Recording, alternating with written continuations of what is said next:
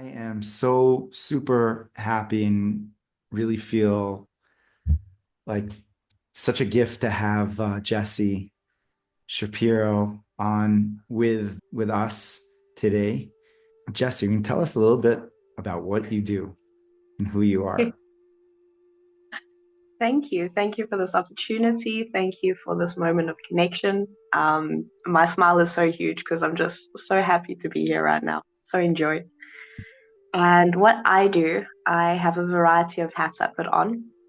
But in this context, I'm an ontological coach, which ontology deals with the nature of being human, meaning our way of being. So it's really a support system to explore what ways of being are serving you, what ways of being can enhance your life, what ways of being can allow you to move through your days and decisions and interactions with a sense of clarity that's grounded in a confidence because you're centered with your body, you're connected to the more subconscious realms. When we understand what's happening in our subconscious, it's less of a takeover that happens and it's more of an, oh, this is what's happening. And now you can actually step into that creator energy that we all have.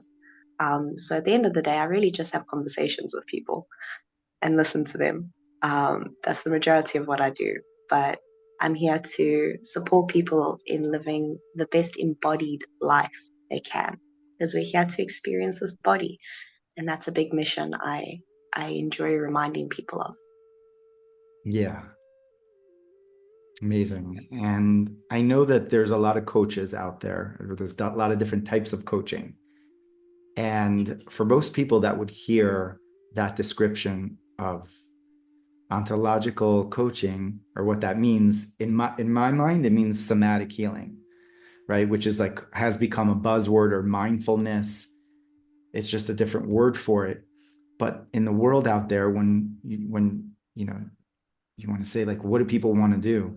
They want to succeed, and they want to have a successful mindset. They want to be able to produce. They want to be able to have a certain output and Mm, be to be coached on how to do that, to be geared in how to do that. But when it comes to something which is the inner world of oneself, that doesn't become like, as, let's say, uh, yes, I want to do that. It's like, what is it going to do for me? What is it going to mm, do for me to like go into my inner world, my inner experiences? Because at the end of the day, I'm just meant to have that output. What am I actually putting out? What's my bottom line? And so how do we understand how what you do has an effect on our lives, not just internally but externally? that's a beautiful question. I feel like there's two parts to this, but that could just be more of the feeling. So with ontology itself, the thing we want to remember is, as you pointed out, there's a lot of styles of coaching out there, and the majority of them are methodology orientated. So there's a methodology associated to it. There's a very specific um, physical resource, let's say like hypnosis or something like that, that is involved, and that action is the tool that you're using to create the change in your life, the desired change. Whereas ontology, it's a philosophy. It's a way of looking at the world and looking at yourself. And the reason why this is so important is because people that end up in conversation with me or in this kind of field, you've done everything. You have put the personal work in, you've read the books, you've gone to the seminars, you have been in the healing circles. You're really doing, and you're doing your best to do, and you're so focused on, like, use that word, output, on what impact can I have in my environment to create change, what impact can I do in my actions to control the situation to look like the way I want it to. And you get to a point where you realize, I'm still exhausted. It's still not going the way I want. This isn't freaking working. And I'm not Like, it happy. just, And I'm and not I'm not happy. I'm not happy. I'm not satisfied. I don't feel fulfilled. I'm doing all the right things, I'm checking all the right boxes, but what is going on? And that's when people start to go, well, there has to be something else. And that's when the journey of looking inward starts to come in, because no matter what's happening in our external circumstances, what's happening inside here is the experience we're going to have. Put that to a really, really simple example. Let's say somebody gives you a compliment, and they give you a compliment on a day where you're feeling rubbish, right? Like you're just not feeling good in your body. Maybe you had a bad night's sleep. Maybe you've got stress going on at home, whatever. But on the inside, you're not feeling yourself. And somebody says to you, wow, you look amazing. A very natural reaction towards that would be, no, I don't. No, I'm not. Or you say thank you, but it doesn't actually get received. There's like a deflection within your energy itself. But when there's that awareness of what I'm experiencing internally and what I'm experiencing externally, they are unique experiences. The experience that's happening in here is unique. I can catch myself and go, oh, that's wonderful feedback. That's feedback about this isn't everything.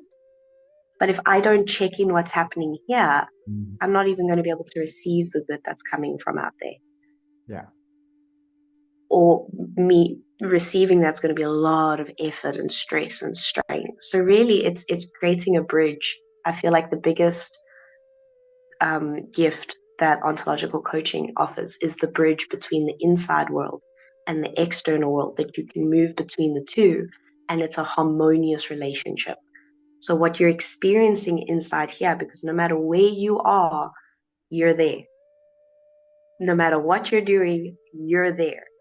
So the experience you're having on the inside is of utmost importance, because that's what actually leads to the satisfaction. That's what leads to the fulfillment, is when you can be there. But when we're running away from our body, when we're pulling out of ourselves, when we're just so focused on the doing and what's happening on the external, you just get to that point where you're looking around and you go, what's the point? Yeah. And there's a lot of feeling that way. Like, what is the point? What's the point of doing all these things and being the perfect person or doing all these action steps for what? Yeah.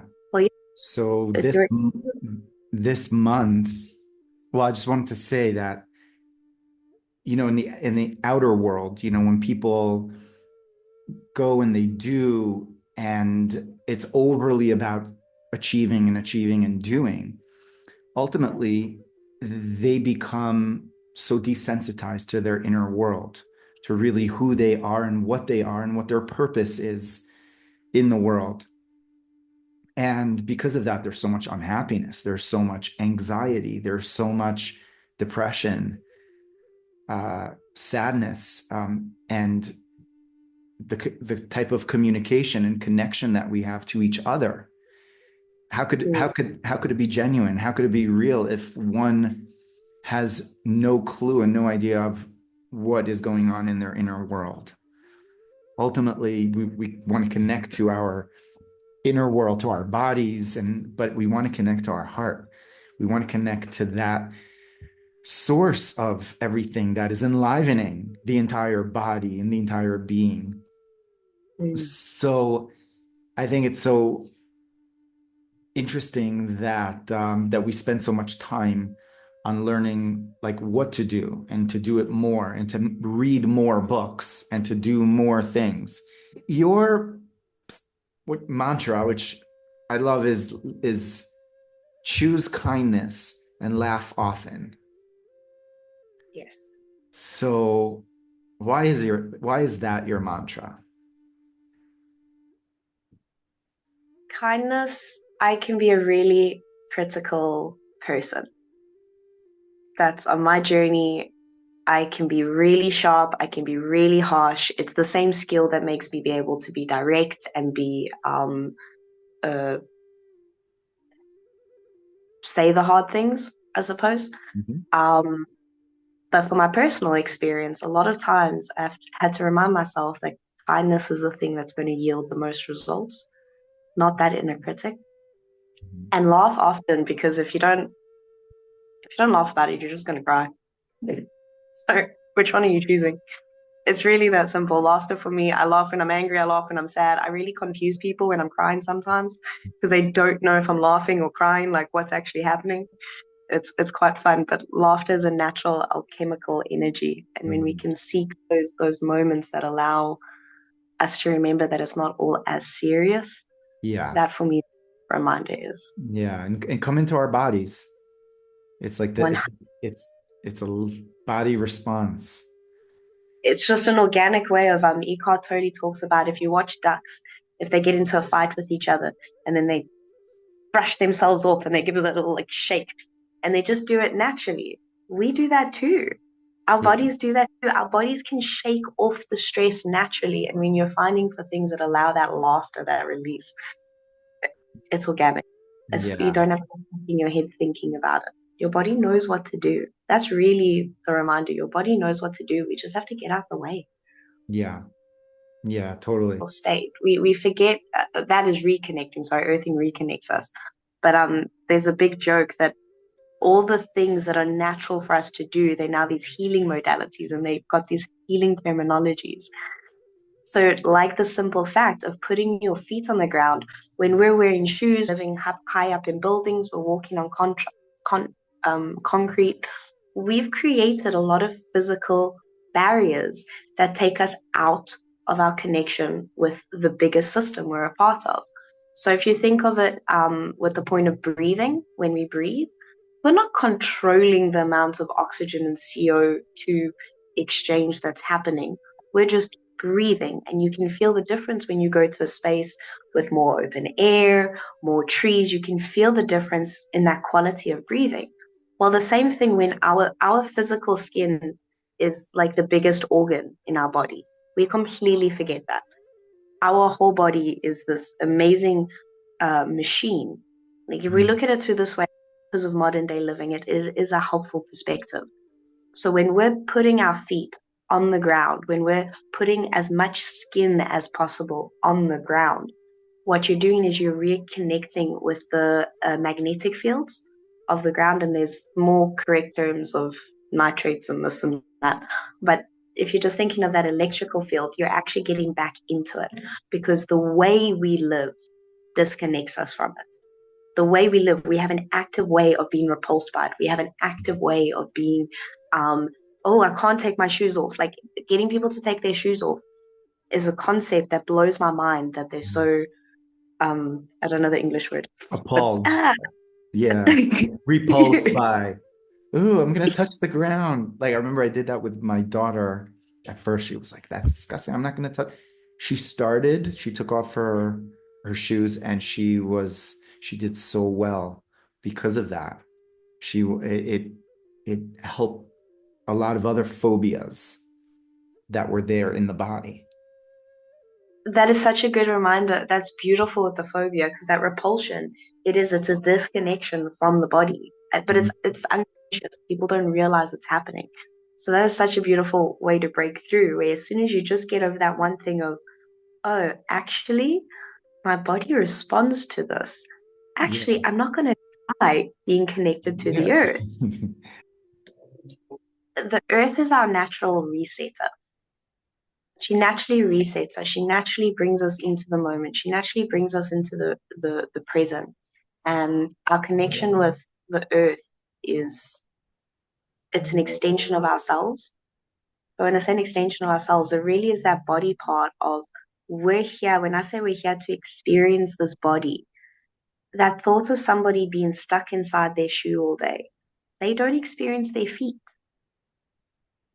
Their feet are so far away from them. They're tucked away. They're against a pressure the whole time. They're not using that whole motion of their feet.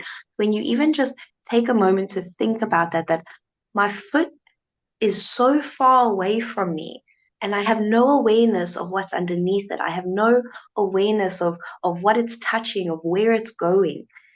You don't have to be a philosopher to start to see why that could have such an impact. Well, if I'm so disconnected from my foot, am I actually even thinking about my legs? Am I even thinking about my hands? This is the vehicle that And I'm moving through. It's when you walk, imagine everywhere you step, flowers grow. yeah. Yeah. Yeah. Such a beautiful visual because there's that Yeah. awareness of every step I'm taking, I'm planting a seed. So beautiful. Yeah. And there's a saying on Shabbat that Isaiah says, "In tashiv mi Shabbat raglecha." If you return, Shabbat is a time of coming back to ourselves, like on the seventh day, where it's not about the doing, it's about the being. And so Isaiah says, if you will return your foot, that's what it says. That's the translation from the rest of the week, then you'll be able to be present on Shabbat. Return your foot. Tashimi Shabbat reglecha. And regel means a habit in Hebrew. So the word foot and habit are synonymous with each other because the habits and the patterns are feet that we've accustomed ourselves to being and doing. Yeah. And so that analogy of the feet, and I think of the field is so powerful, which we're in the month right now, the month of Elul, where it says that the king is in the field. It's this month of Virgo is a very, very important, powerful month. That it says that, the Alter Rebbe says that the king is in the field, that if we meet God, we meet the creator in the field. It really makes me go visual.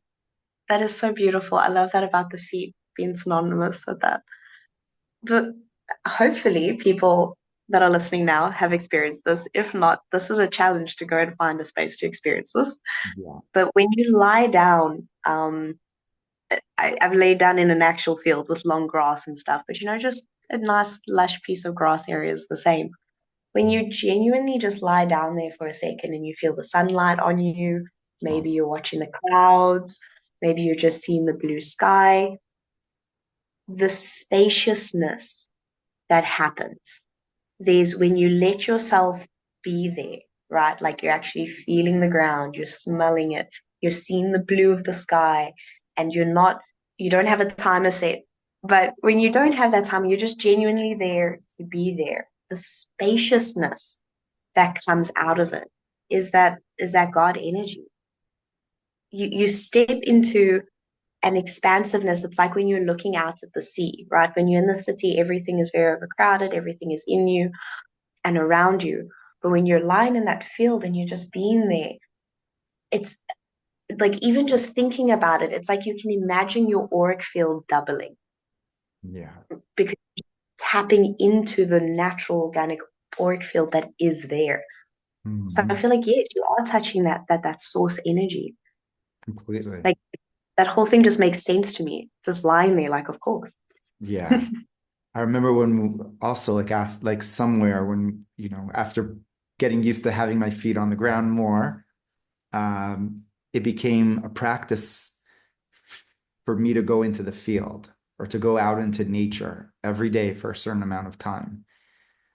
And in my mind, because like I'm very like used to doing and learning and accomplish, it's like very geared to in that way. It became like this almost like how am I going to do that? Like I'm just supposed to go deeper and like it not waste a moment, almost kind of a thing.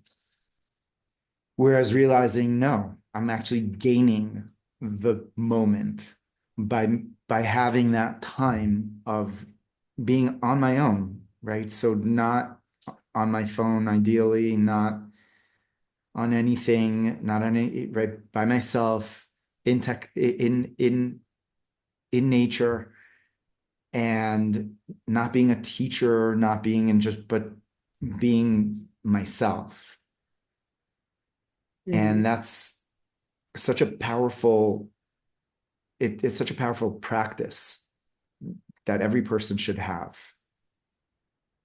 I have a question. So it's going to come out as a statement, and then it's kind of a question of how does this resonate with you in terms of what you just said there, being yourself.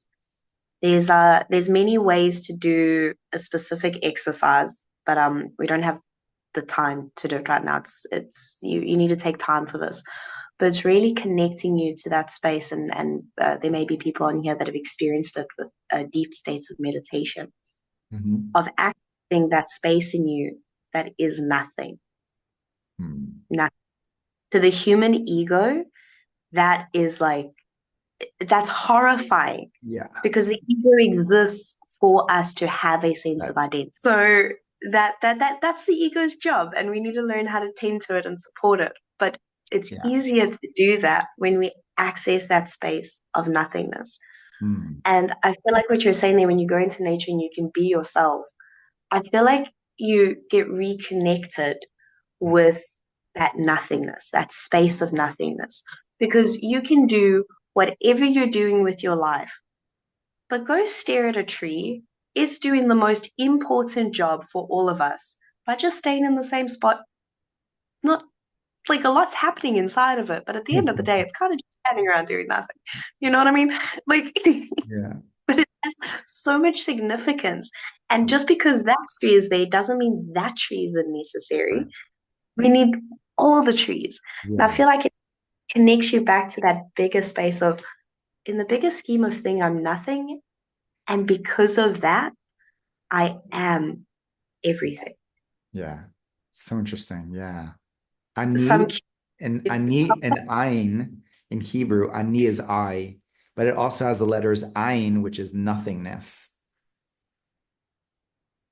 oh, It's oh, the same letters. Aleph, Yud, and Nun is ayin, is nothingness, like the Ein Sof, the infinity. And ani is the somethingness.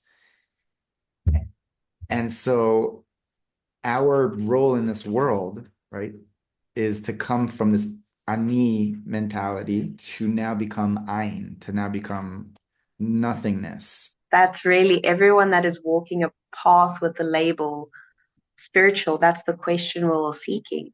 And that's where, for me personally, the recognition that the connection to the body is the best gateway to answering that question.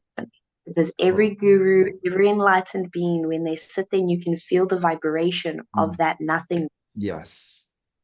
they have a relationship with their body because that's the space they're going into to explore that question. Yeah. And I don't know, maybe they might not have a relationship with the body that makes you perceive it as perfect, which I think in itself is a reminder as well that everything is Yeah. a personal experience and people are unfolding their own experience. But that awareness of I'm experiencing this question, and the only way I can receive answers, because it's just a big game, right? It's just a big game where we're looking for clues and we're looking for pieces of the puzzle to come together, and that's where the satisfaction comes from. But I can't look for the pieces of the puzzle without my eyes. I Mhm. can't hear the piece of information or the clue without my ears. I can't interact with another being without my physical skin on. And my This really is emotions. the that. And my emotions. Yeah. Yeah. Which are really the big ones that are in our body. And they're the motion. They're in emotion. And those emotions cause all the restlessness in the body. So it's not just a settling of the body, it's a settling of the emotions that were really a result of thoughts. And to go back to what you were saying in the beginning, this is a nice reminder. What you said there about the emotions, where our our thoughts and beliefs about them have a big role to play because our emotions are simply communication. So if you look at a river, or let's say, let's stick with the tree thing. You look at a tree and you can see the tree is blowing that way. All that's telling us is the wind is moving in that direction. That's the same thing with our emotions. It's telling us the energy, the wind in this case, is moving in a certain direction. So a lot of times we'll see that information and we go, but I need to be moving this way. And we like make it so hard and difficult and struggle. When we shift and open up that perception of, oh, you're telling me which way the wind is moving. And if I receive that communication, I can actually use the force of the wind, or I can sit down and wait for it to pass Yeah. because all wind stops at some point. Or observe the wind. And yeah, and observe where it's coming from and what it's bringing up. Yeah. That's where we're really opening up our perception of what do we believe emotions are? Because as soon as that shift really changes to its communication, that observer self is able to be more of a way of being than a time set aside. So in the beginning, we really have to practice stepping into that observer state. And life can get really busy, so it can be challenging to be in that observer state when we are needing to be in our very action task orientated selves. But even in that task action orientated self, there can be a witnessing that happens. An emotion comes up, and that observer is practiced, that observer muscle has been strengthened, Mhm, and that automatic space of, oh, you're not getting in my way. Maybe the emotion is something as simple as being tired. mhm. Maybe it's something as simple as being tired, and we're so good at pushing through and ignoring it and all More of this stuff. coffee, more coffee. That's my good. All I can good. I can't even drink coffee I've had so much coffee in my life the caffeine doesn't even Oh my give me. gosh. It's all placebo at this point, which I Yeah. find hilarious. But yes, exactly. More coffee, whatever addiction thing that we use, instead of being able to just take a big breath, acknowledge, I am feeling tired right now.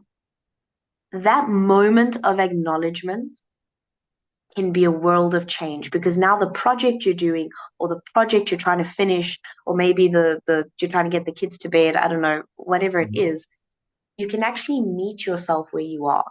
And what we were talking about earlier of being in the experience, you can actually be in the experience more authentically. mhm, Because instead of now fighting the tiredness and trying to fight to do whatever you're doing, you're letting go of that energy and going, okay, I'm just going to move a little bit more consciously. I'm going to think this through just a little bit more, mhm. maybe run it through my mind a few more times, but it's okay. Rather Yeah. than that energy of, I'm tired, I shouldn't be tired. Why am I tired? I can't be tired right now. That takes way more energy. What's the point in And I living? can't trust myself in my feelings. Yes. Right. So I was telling you earlier before we went on that I met this person. Today's been just a very fluid type of a day. My daughter picked her up from school. She had and I cleaned up her puke. I'm really, really happy that some things came out. Um, and but before that, I met someone in nature, right? A beautiful guy that I really love, and he's got just amazing energy. And he told me, I'm in a lot of pain. Um, he had like a broken not collarbone, tailbone, Oh, and he's in excruciating for a lot of the day. And we were talking about healing and about actually the connection to our bodies. And the doctors are telling him that like that's it, like you're gonna just be in pain. And he's sort of like in some way believed it, but he loves to dance and he's a Gemini. He's like this energy of like a lot of back and forths. But in our conversation, you realize that he's extreme in certain ways and certain ways of thinking. And I just like pointed out, do you think like type of extreme energy or thinking or patterns are things that have an effect on you also physically?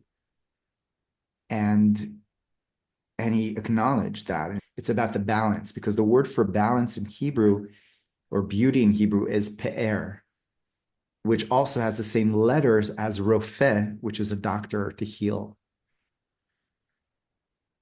So balance or beauty or harmony between opposites, between the emotions, between the thoughts, between what is coming up, even though they are contradictory, that balance brings about a level of healing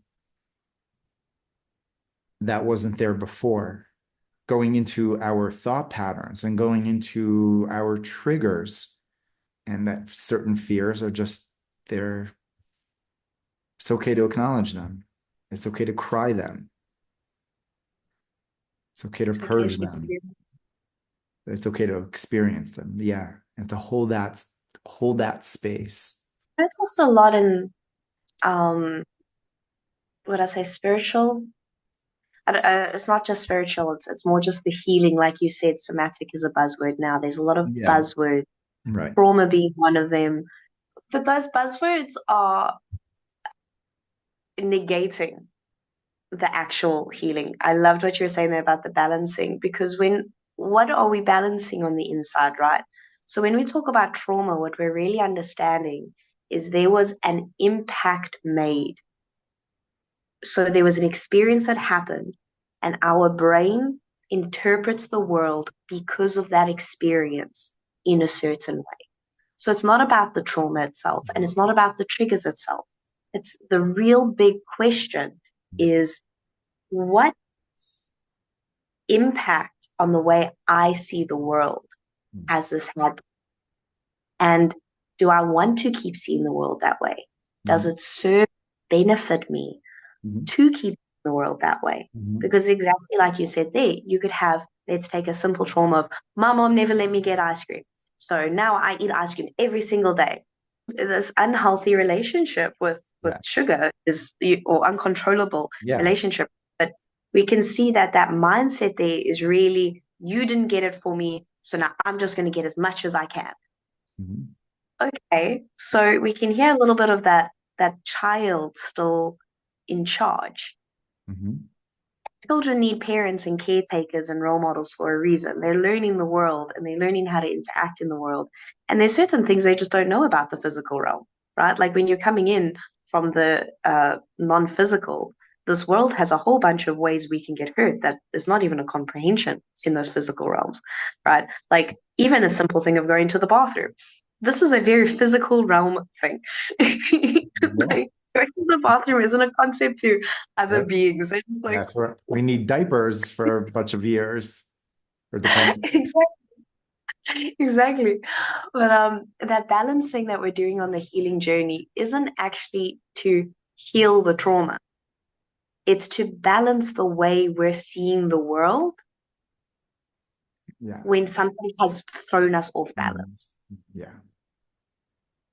Because someone being physically abusive to you for the first however many years of your life, it's going to throw you off balance. That Mhm. it's going to throw the way you perceive interactions with people, the way you perceive trust, the way you Trust, perceive abandonment. one abandonment, all of these things. So even let's say you have a parent who worked their whole life and was really busy to take care of your needs. Maybe that feeling there, like you were saying, experiencing the fear of being abandoned. It's not the trauma of, I'm putting that in parentheses just so we understand this word has become a buzzword. But the trauma isn't, oh, I was abandoned and all these things. No, really, the impact that has had is, what do you believe your relationship should look like? For someone to take care of you, you believe they can never be there. You believe that they're never going to be around. But all of this information about what we're believing and how we're interacting with the world comes from these experiences that we feel inside of us. They come from these experiences that are being communicated through our emotions and our body sensations. Our body sensations and emotions, to me, are very, they're just so connected Yeah. because they're just another part of the energy moving, right? It's just all energy movement. Mhm. Yeah, totally. Totally. I might have gone on a That, side tangent. Just felt that yeah. just kind of came up from what you were Yeah. sharing there. Yeah. That's why in prayer, actually, people, there's something called like moving. In Yiddish, it's called shuckling. It's like you move because you're actually like connecting to something which is in your body. Like it comes back to that point of our connection to the natural world Mm. and our connection to the fact that the source energy is inside of us, that we are an expression of it, an extension of it, whatever word fits best for you. When we stay focused on the outside, and not just the outside, we focus on the outside, but the reason why I use the word rules specifically is because we're so focused on what we have to do or what we should do and how it should.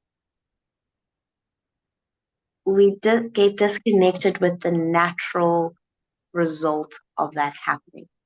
And what I mean is, if you go live in nature in the wild, there will be a point that you have to go get firewood.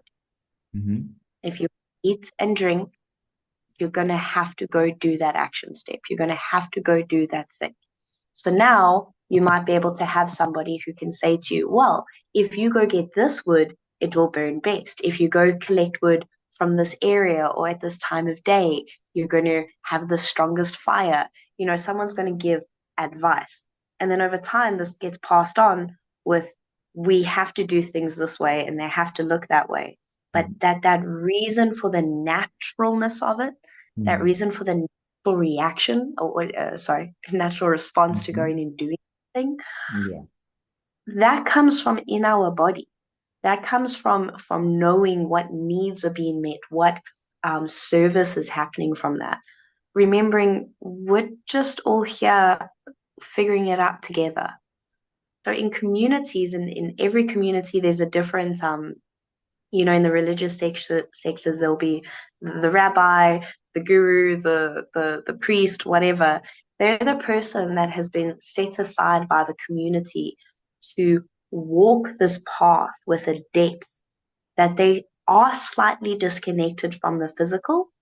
And by disconnect, I don't mean the physical of their body, but I mean the drama of the ego. Yeah. The ego likes drama. The ego likes to play things out. It's Yeah. literally its job. It's our natural source of entertainment. Mm-hmm. You don't need TV when you just go sit and people watch for a few Yeah. seconds. You know? Yeah. Which is really what TV is. I find that funny. TV is just people watching. We have a concept that For it's like this sure. whole grand thing, but we're really just people watching. We Yeah. love doing that because we get to see ourselves in it. And we're in a space with the collective consciousness that we've expanded and we've to a point with the layers of diversity, with being able to connect with other tribes, beings, people, interact and move between each other a lot more, I suppose, freely.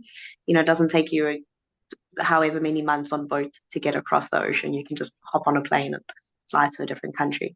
But so there's a lot more we need to check in with ourselves about the information we're receiving. There's a lot of information. So it comes back to that trust. Well, how can you really trust yourself if you don't have a relationship with the navigation system? The navigation system is inside here. When the person that is in a position of authority is sharing the word of Hashem with you, it goes back to that thing of receiving. You need to be able to receive it. What are you receiving? Are you actually receiving it, or are you just hearing more to-dos? Are Mm-hmm. you just hearing more, I have to be this, I have to do these things to be this person, rather than there is a message that's being offered Mm-hmm. to me. What about it resonates with me? What about it can I expand on? What about it can I explore? What about it can I get curious about? But there's this bigger intention that's there that I'm connected to.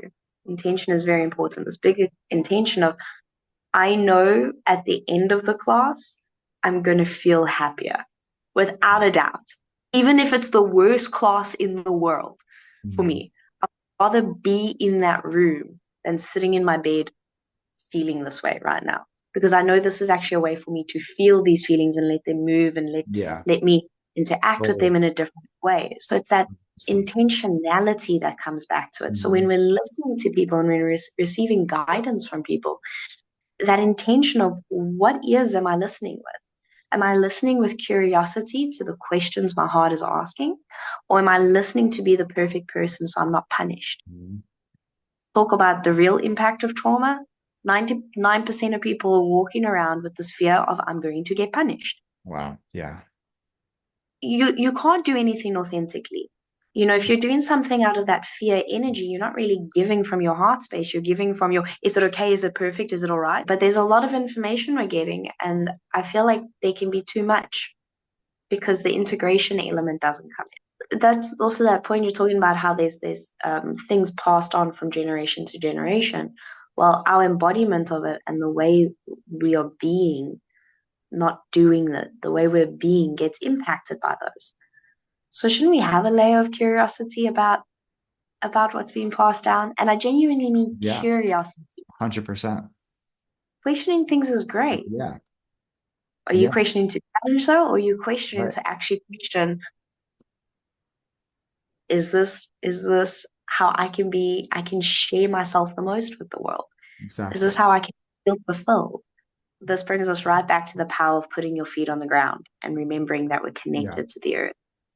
Because when you keep us disconnected, when you keep someone disconnected from themselves, when you keep them in a space of fear and panic and stress and all those things dysregulated, you can control them very easily because you create the systems that are in place. A lot of them, they create problems so that people can come in and solve the problems that weren't actually a Exactly. problem. There's an entire generation I saw on Instagram. This girl genuinely did not know you could walk up to a fruit tree, take the fruit off the tree, and eat it. She had no comprehension that that is how food worked. She believed the shop has to take the fruit off the tree, do something to the fruit, and then make it ready for her to eat. Wow. The We are interdependent with nature, but that relationship, that's a Mhm. codependency, that's interdependency. Yeah. And that level of disconnection is why the simple act of going and putting your feet on the ground is Yeah. so powerful because it goes down to those grassroots levels of even just feeling sunlight on my skin. How many people are walking around with intense, um, we don't need to go into the reasons, but just think about people go out into the sunlight and they slather themselves with a layer of protection, right? Right. So the sunscreen so that they can't get burnt Yeah. and touched and things. But even in that, it's in our habituated way of being to create distance Right. from anything There's that's so many natural. vitamins in the sun, vitamin D and multiple vitamins, The melatonin. renewed that you need to receive, and not even just the sun, also nighttime. There's also Yeah. in the night, there's beautiful energy that Hues. comes. Yeah. Wow. Yes, we're receiving from that. So how can you expect yourself to live naturally if even the most basic elements of being natural you're disconnected from? You know, you don't want to be a clone. Well, if you're on a podcast listening to this, I'm guessing you're someone who's more interested in being a soul that's expressive and in your power and communicating your most authentic, biggest, brightest, purest self. But Yeah. we can't do for living in a space of deep rooted disconnection. I found Mm. like the more curious I am, and the more that I'm connected to myself, the more that I'm happier connected to what I'm learning, what I have been learning, being like, this is the most beautiful, this is the best. Wow, why doesn't anyone see it? I'll see it. No, because I got to get through more of it, read more, and then I'll get to the next one and like why we could be here and now. We're connected to God. What's the fast-paced thing all of, where are we going so quickly? Feel that space inside of yourself that is the unique experience. It really allows you to show up for another person in the collective and hear, oh, Yeah. you're having a unique experience too. Yeah. Where can we meet in the middle? What Yeah. can we share with each other? Yeah. And I want to say thank you so much, Jesse. And I would love to have you. Like when we were on, we have such an amazing, beautiful community on Live Kabbalah with such beautiful souls. And I would love to have you come on to like do classes, like to do, breath work sessions and just connection, meditation. We do a lot of meditations together and a lot of real deep learning together, deep connection together as a community and If you're somewhere listening and maybe you're doing something and you can't stop actively, that's okay. Just become a lot more conscious. I invite you to listen with your ears open. And I mean that. Consciously give your ears permission to open while you're doing whatever task you're doing. So for the rest of us who are sitting, just feel your spine nice and long. What does that mean? What does it mean to lengthen my spine? Can I feel my hips in the seat below me and my head reaching for the sky above me? Can I bring my consciousness into the torso? So maybe you're just aware of the torso.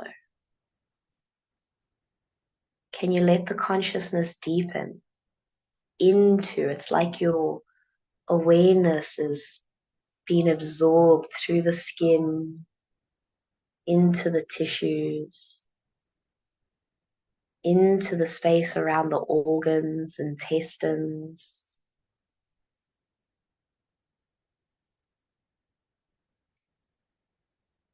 Is it possible for you to deepen into that space between your lungs and your heart? And I ask the question, is it possible? Because that gives us space for where you are right now in this moment to enter into this practice with a level of curiosity. The answer may be no, this is very difficult for me. That's great. Maybe the answer is yes, I can feel the spaces between my lungs and my heart. That's great. It's not about right or wrong. It's about that space in between of what is. What is here? So maybe it feels difficult. That's okay. Can you give yourself permission for it to be difficult and for you to still sit here in honor and curiosity of the practice of bringing our connection into the body?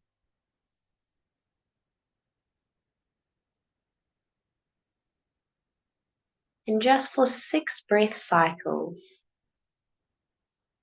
I'll be keeping track. Just 6 inhalations and 6 exhalations. Can you bring your awareness to the movement of the heartbeat, whether that be through sound, through feeling, or just a general concentrated focus on the area of the heart?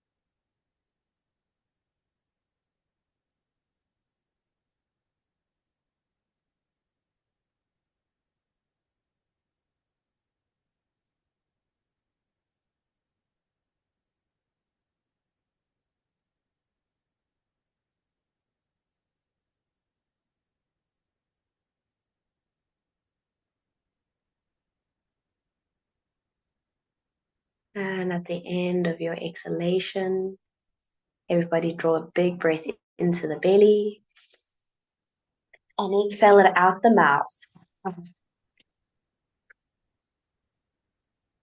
Beautiful. Welcome back. Welcome to being here. Wow. Thank you, Jessie. And I'm going to mark up Jessie's email on the description below. Thank you so much, everyone, for being here, and wishing you a beautiful new year. Shana Tova Umetukar, good, sweet year for all of us as individuals and for the entire world, for good things and for true inner growth and inner transformation this year.